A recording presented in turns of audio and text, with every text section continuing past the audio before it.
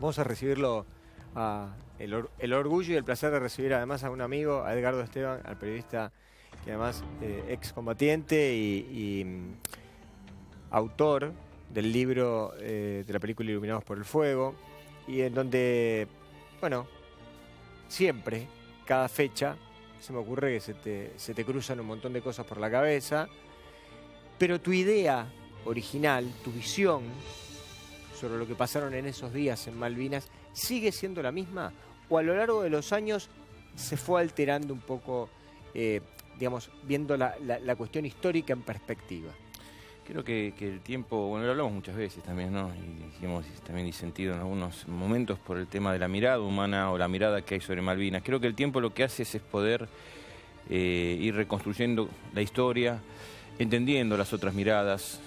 Creo que a veces el fervor genera disensos y polémicas que con el tiempo uno va entendiendo de que en definitiva el enemigo es el enemigo británico y que la construcción que uno hace de la historia es el relato de algo que nos pertenece a todos los argentinos. Malvinas es parte de nuestra identidad, es parte que va más allá de los gobiernos de turno o de lo que significa, es decir, la dinámica que va planteando un presidente con relación a la causa.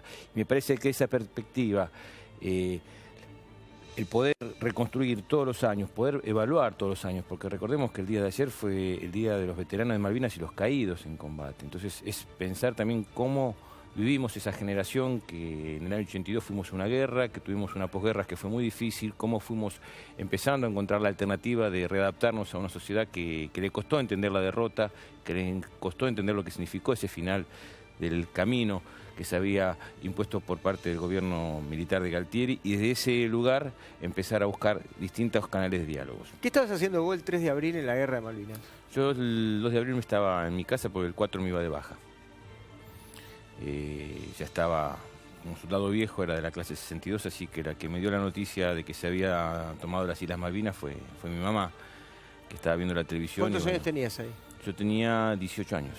18 años. Sí. Y te llama tu mamá y te dice se tomaron las Malvinas. Y mi mamá me dice se recuperaron las Malvinas. ¿Y vos estabas en dónde? En mi casa, en Aedo, Morón. En Aedo. Sí. Pero estabas haciendo el servicio militar. Pero me iba, ya estaba, yo ya había hecho, yo había entrado en el año 81. ¿Y entonces qué pasó ahí? Y ahí yo tenía que volver supuestamente a buscar mi documento nacional de identidad para irme, y volví a la unidad, obviamente que todo cambió. Y ¿Volviste después... a la unidad? ¿Qué te dijeron? Esteban, revístase. No, hubo un tiempo de análisis de cómo se iba a ir, si no se iba a ir, es decir, todavía no había nada definido, y recién el 23 de abril se decide ir. Y mi rol de combate era topógrafo, si yo manejaba... Pero discúlpame, el 23 de abril, o hasta antes del 23 de abril, ¿vos dónde estabas? En Córdoba, después vuelvo a Córdoba. ¿Sí? Después volvés a Córdoba. Sí. Y estabas en Córdoba. Y entonces la noche previa, ¿qué te dicen a vos? O el día previo, ¿cuándo te enterás vos que te vas a Malvinas? El día 23 de abril. El mismo 23 de abril. Y el 25 partimos hacia Malvinas. El 23 te dicen, usted se va, bueno. ¿Y el 25 qué hicieron? ¿Tomaron un avión? Tomamos un avión desde Córdoba hasta Puerto Madryn, hasta Comodoro Rivadavia. En Comodoro Rivadavia hicimos ahí horas, y a la noche partimos hacia Puerto Argentino. ¿Y llegamos a las 22:20 de la madrugada, de la noche, ¿no? Y fue una noche que te movilizaba mucho, porque llegar a un lugar que tanto hablabas de tu historia, es decir, que tanto mamabas en el colegio sobre Malvinas, era la dualidad del temor a la muerte, lo que significaba una guerra, pero también la ansiedad de estar ahí por lo que significaba ese protagonismo de la historia argentina, y ese momento que uno sentía que estabas en esa parte de tu patria que estaba tan lejana. ¿Vos llegaste en barco ahí? No, en avión. ¿En avión? En un vuelo de Aerolíneas Argentinas. Hasta lo que es el aeropuerto que fue construido por la Fuerza Aérea Argentina, ¿no? Ahí cerca de Puerto Argentino. Sí. Y pernoctamos a la intemperie en la noche, y bueno, y después empezamos ya todo el proceso de adaptación a lo que significaba la posibilidad de un conflicto bélico que después se dio, ¿no? Y, digamos, los días que vos pasaste en Malvinas, las horas que vos pasaste en Malvinas, ¿cómo fueron, digamos? A ver, si vos tuvieras que decir la sensación más fuerte que te quedó de todo ese tiempo, de haber pasado ahí. Las guerras no son fáciles, ¿no? Todo lo que significa estar en una situación de guerra. El adaptarse fue fue un proceso complejo porque no solamente vos estabas esperando a tu enemigo, sino también lo que significaba el frío, todo el tema de la adaptación de lo que era la construcción, porque no podíamos cavar, porque transitábamos sobre un territorio que era turba. Entonces cuando hacíamos los pozos para hacer nuestros lugares para poder descansar, se llenaban de agua. Entonces tuvimos que empezar a trabajar sobre la superficie, con turba, poner planos, y se habían conseguido unas planchuelas de aluminio de la Fuerza Aérea que pudimos hacer en algunos casos el techo para nuestros pozos de zorro, pero bueno, fue la adaptación y la convivencia lo que significaron los 74 días del conflicto, ¿no? Yo llegué el 25 de abril y volví el 16 de junio con el Canberra después de la rendición. 34 días. Un poco más, 34 días, 50 y pico de días. Sí, yo saqué mal la cuenta. ¿Dónde dormían? En los pozos de zorro.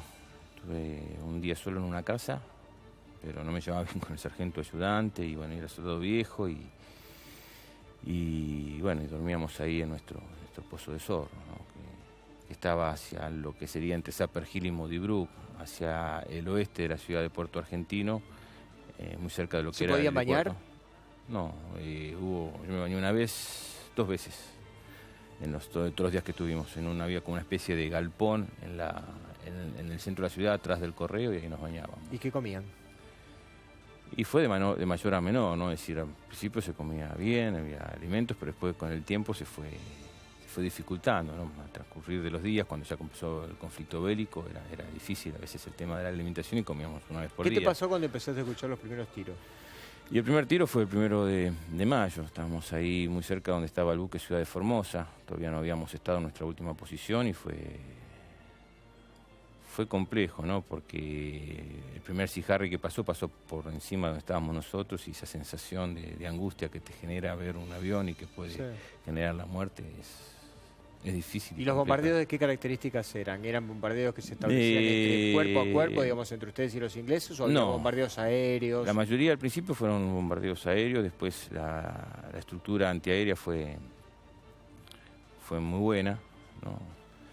Y después se fue intensificando lo que fueron los bombardeos de los buques, que venían si nosotros teníamos obuses o tomelara que no tenían el alcance de los proyectiles británicos que tenían de los buques, y ellos todas las noches para buscar cansarnos nos hostigaban constantemente, ¿no? Todas las noches tiraban proyectiles. Para no dejarlos descansar. Para no dejarnos descansar y para justamente generar ese desgaste que había con el tema de las dificultades climáticas, el tema de los alimentos y bueno, y el tema justamente del cansancio que significaba estar tantos días ahí en la intemperie, ¿no? ¿Llorabas vos? ¿Te deprimiste para este tipo es decir, yo creo que... ¿Decías qué estoy haciendo acá? ¿En algún momento se te cruzó por la cabeza? No, salvo quizás al final, cuando uno tiene esa sensación de que ya te queda tu último segundo, de que la muerte puede llegar. Es decir, ¿vos tenías cuántos años? Yo tenía 19 años. ¿Te crees inmortal esa edad? A los 19 años uno no piensa en morir. No se piensa. Si vos, cuando terminás el secundario, lo que estás pensando es en estudiar, es en viajar, en trabajar. ¿Te crees inmortal? Y lo charlaba mucho ayer tuve una charla anoche con jóvenes y ¿quién piensa en morirse a los 18, 19 años? Entonces esa sensación de muerte, cuando la muerte te llega, o sabés que te llega, porque oís también que hay algunos compañeros que mueren, se te hace muy difícil, porque después es una situación que no te la sacás nunca más, es una cruz que no te sacás nunca más. Hace pocos días atrás mi hija me hablaba sobre lo que significaba el estrés postraumático, que uno cree que es una enfermedad, o que yo creía que era una enfermedad individual. Y no, es una enfermedad colectiva, es una sociedad que tiene esa enfermedad. Es decir, Bruselas, después del atentado que tuvo hace pocos días, tiene esta enfermedad en aquel que quiere tomar un subte o que va a viajar en un transporte público, va al aeropuerto porque o tiene la sensación de que puede haber algún tipo Ahora, cuando vos lo mirás en perspectivas, ¿pensás, o seguís, no sé si lo pensabas o no, porque la verdad que honestamente de esto no recuerdo que lo hayamos hablado, que la mitad fueron mesiánicos, locos, como vos o tuvo algo de lógica? ¿La causa Malvinas? Sí. Y yo creo que fue parte de una decisión política de una dictadura militar que marcó un camino como búsqueda de tratar de perpetuarse en el poder. La causa Malvinas, como te decía al comienzo, es una causa que nos pertenece a todos, que es parte de nuestra identidad. Creo que se vivió ese 2 de abril con el furor patriótico que hubo de un pueblo que, más allá de las dificultades, más allá de ese pueblo que el 30 de marzo había salido a la calle a pedir un cambio social a ese gobierno militar, fue el mismo pueblo que el 14 de junio quiso que se fuera Galtieri, lo echó a Galtieri, quiso prender fuego a la Casa de Gobierno y fue la transición de la democracia hacia lo que significó la construcción de este proceso. Es el principio del fin. Lo verdad es que otro hubiese sido el panorama si el gobierno militar hubiera ganado la guerra. Capaz. O no. No lo sé. Claro. Eso nunca lo vamos a ver. Pero,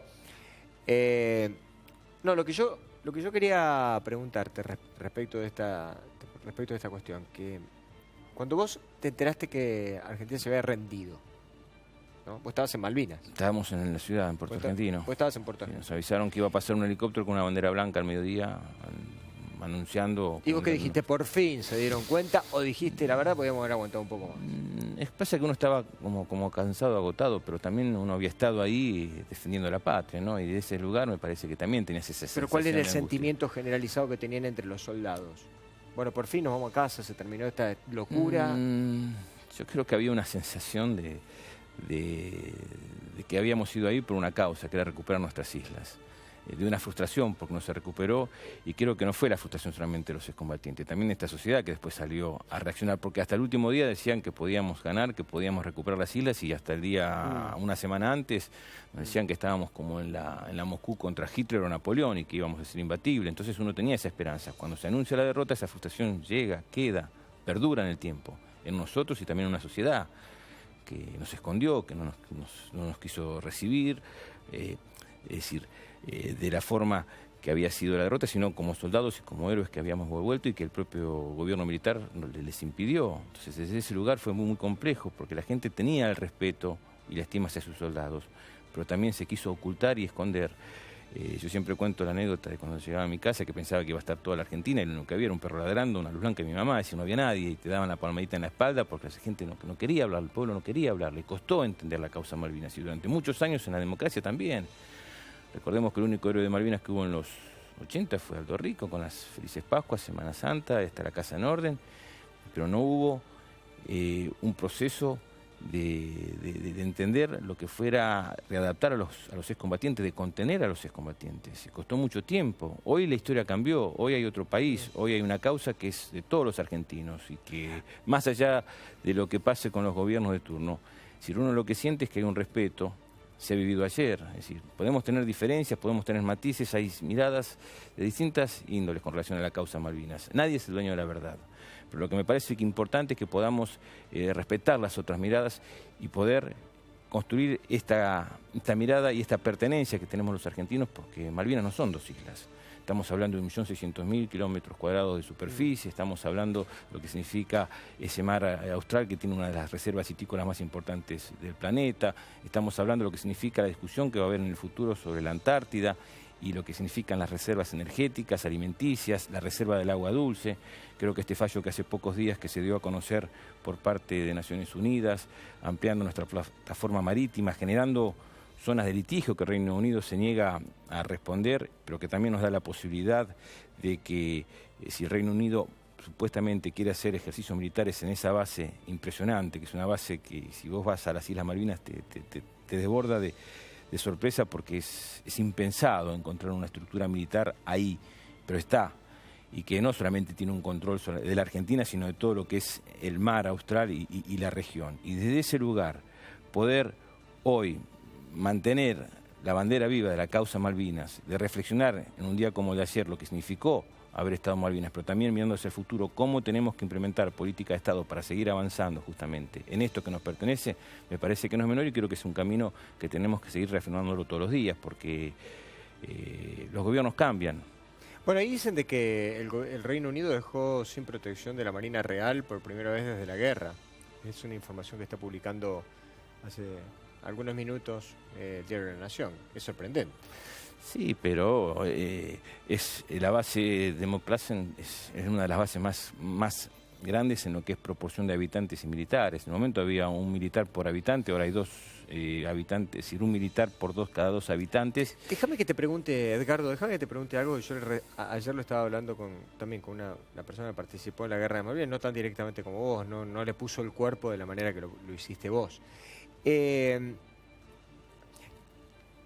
¿Qué crees vos, desde el punto de vista después histórico, qué incidencia tuvo el apoyo de Chile y de Estados Unidos? Yo lo pregunté ayer eso. ¿De Chile y de Estados Unidos para que Inglaterra ganara la guerra? Bueno, Chile Pero fue muy importante. Y Estados Unidos fundamental. La base de ascensión, la ascensión era fundamental para el abastecimiento de combustible, es decir, el abastecimiento militar. Si Chile no hubiera apoyado a Inglaterra y no hubiesen contado por ahí con la cuestión tecnológica, el soporte tecnológico de radares de Estados Unidos, helicópteros, ¿Inglaterra hubiera ganado igualmente la guerra? No estabas combatiendo con un país chiquito, estabas combatiendo con la estructura de la OTAN, era una estructura militar. Cuando salió de los puertos británicos esa flota impresionante, no venía acá para buscar un acuerdo. Creo que lo que significó el hundimiento del crucero General Belgrano, que habría que todavía seguir reclamando porque son delitos de lesa humanidad, es un delito terrible de lesa humanidad. Fue a propósito cuando se estaba hablando de la posibilidad de un gobierno tripartito, ¿no? Cuando Pérez de Cuéllar y Belisario Betancur, el presidente de Perú y el secretario general de Naciones Unidas, hablaban de una alternativa negociadora. Se hunde el crucero General Belgrano porque el Reino Unido no quería ningún tipo de negociación, quería recuperar las Islas Malvinas.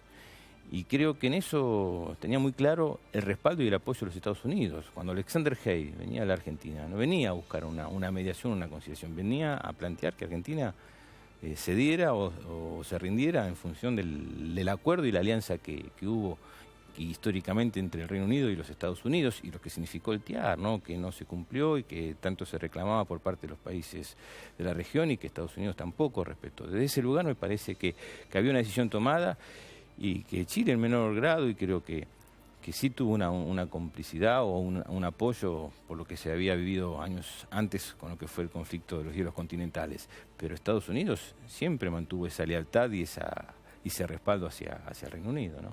Vos ahí, digamos, a ver, ¿cómo te pregunto esto? Para vos los militares, en realidad, ¿los dejaron solos a ustedes? Cuando digo ustedes, me refiero a los soldados. A los soldados. No, hubo todo un tiempo de... Yo lo que quiero que lo que nos faltó fue una autocrítica por parte de nuestros superiores. Se costó mucho tiempo y se tardó mucho tiempo de hablar de toda la causa Malvinas. No solamente lo que significan nuestros héroes, lo que significó el conflicto bélico, sino también lo que significó la parte humana y los abusos que hubo, y que recién el año pasado, después de mucho tiempo, el propio Estado argentino, a través del Ministerio de Defensa, dio los archivos desclasificados de aquellos abusos que también estaban en gran parte en el informe Rattenbach. ¿Abusos? Abusos de malos tratos y abusos de estaqueos y que vivieron los soldados argentinos en Malvinas. ¿A expensas de soldados ingleses? No, los propios oficiales argentinos. De los propios oficiales argentinos. Pero me parece que es una parte que es importante que no se hablaba, más allá de lo que significó la gesta en Malvinas y lo que significa la causa en Malvinas. Me parece que había que hablar de un todo, que recién en los 90 se empezó a haber algunos activos y de diálogo, de poder empezar a denunciar o hablar, y que creo que hoy es parte de esa historia general que tenemos que tener abierta de Malvinas, que es parte de lo que hemos construido y que mucho tiempo se quiso ocultar. Y las cosas no se pueden ocultar. Entonces, a partir de este diálogo y de esta discusión que se dio en estos últimos años, me parece que empezamos a entender mucho más la causa Malvinas. Porque acá hubo una problemática que fue el tema de los suicidios. Hay más suicidios que muertes en combate.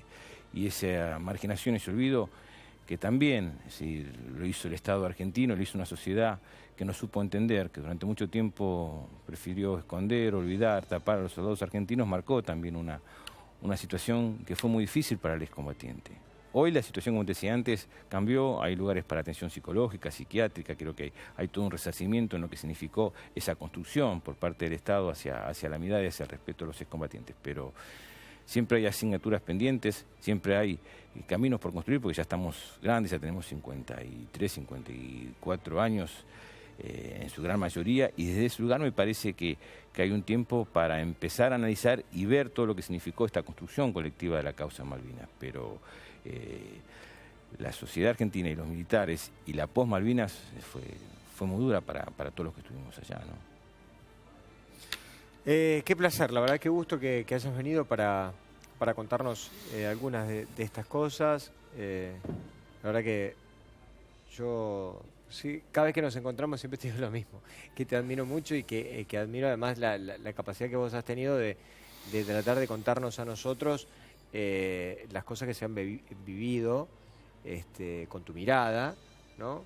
y después con tu experiencia, porque en realidad a vos te quedó el conocimiento, fue un poco el caso inverso de lo que sucede en la vida. Vos adquiriste todo el conocimiento, la vivencia o la cuestión empírica de muy joven y te quedó el resto de tu vida para poder analizar ese enorme momento que vos viviste y que te marcó para siempre. Mira, Malvinas es parte de mi vida, siempre el 2 de abril te moviliza, te trae los recuerdos. Yo siempre traté de superarlo apostando por la vida, ¿no? Enriqueciéndome con el disenso. A mí el disenso y el debate constructivo, ¿no? El agresivo, el que te difama, el que te ataca. Bueno, está muy de moda ese. Sí, pero me parece que hay que aprender a escucharse. A mí me ha servido mucho para crecer, para enriquecer, para afianzar mis convicciones. Yo tengo claro lo que quiero, lo que sé, lo que siento, lo que pienso. En Malvinas estoy orgulloso de todo lo que se ha hablado, se ha construido, antes, durante y después de Malvinas. Y a partir de ahí empezar a caminar y a transitar un país que tiene que tener una lógica de diálogo y que te duele por dos motivos, ¿no? Por un lado, hoy siento que hay una generación de jóvenes que hay que empezar a estimular, que hay que empezar a alentar y que hay que empezar a entregar esa posta de lo que es la causa Malvinas, porque la causa Malvinas tiene que perdurar en el tiempo, tenemos que darle esa alternativa. Tendría que estudiarlo en el colegio, se estudia en el colegio, sí, es un tema, sí, se trabaja. Y hay que seguir intensificándolo. Y después, el tema de lo que significa esos recursos naturales y esas reservas naturales que tenemos en nuestra plataforma austral, que tenemos que seguir reivindicando por la única alternativa posible, que es la de la paz en todos los foros internacionales. Y también algo que uno ha valorado mucho en estos últimos tiempos es la construcción de la región. Los kelpers tienen una política muy rígida, muy dura y muy agresiva con relación a defender su autodeterminación y lo que significa ese vínculo con el Reino Unido. Y entonces salen y transitan mucho nuestra América del Sur. Y lo que se ha logrado estos últimos años es que Malvinas es parte de esta América Latina, no solamente de Argentina. Y ha habido un consenso en los foros internacionales y de respaldo justamente a la causa Malvinas. Y me parece que en ese aspecto tenemos que seguir trabajando intensamente porque no podemos dar un paso atrás. Cuando se cierra la Secretaría de Malvinas, con lo que significa ese lugar de trabajo y de referencia, me parece que hay que empezar a plantearse si este es el camino, porque lo que uno espera es que podamos seguir reafirmando, por un lado, en lo que es nuestra identidad como argentinos, como pertenencia como argentinos, pero por otro lado, seguir reafirmando día a día ese camino que tenemos que tener para poder, a través de los foros internacionales, volver al diálogo con el Reino Unido para poder empezar a buscar caminos de alternativas y recuperar lo que nos pertenece, que es las Islas Malvinas. Gracias, Edgardo.